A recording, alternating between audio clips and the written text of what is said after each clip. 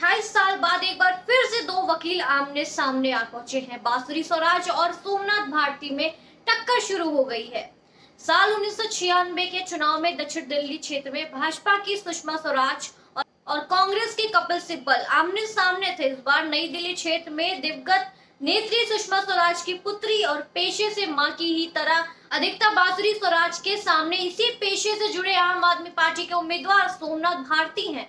आपको बता दें कि सोमनाथ भारती ने बांसुरी स्वराज की उम्मीदवारी की घोषणा के अगले दिन 3 मार्च को ही उन पर आरोपों की झड़ी लगा दी। वो लगातार उन पर उनकी वकालत को लेकर आरोप लगाते रहे। सोमनाथ भारती मीडिया के सामने आने के अलावा जनसंपर्क के दौरान बांसुरी स्वराज पर हमले बोल रहे हैं। उन्होंने आरोप लगाया है कि बांसुरी ने देश का धोखा देने वालों की कोच में पैरवी की है। उसके अलावा वो केंद्र सरकार के इशारे पर विपक्षी दलों को तथा कथित मामलों में गिरफ्तार कर रही ईडी की वकील भी है। नई दिल्ली क्षेत्र में बांसुरी स्वराज और सोमनाथ भारती के मैदान में उतरने के साथ ही दिल्ली में साल 1996 की तरह काले कोट वालों के बीच रोचक जवानी जंग शुरू हो चुकी है।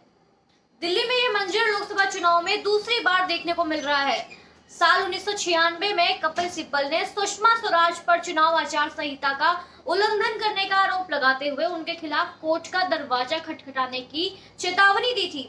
वहीं सुषमा स्वराज ने उनकी चेतावनी को स्वीकार करते हुए उनको जवाब दिया था कि काला कोट उनके पास भी है। उन्होंने कहा था कि काला कोट उनके पास भी है, लिहाजा वो उनकी धमकी से डरने वाली नहीं है।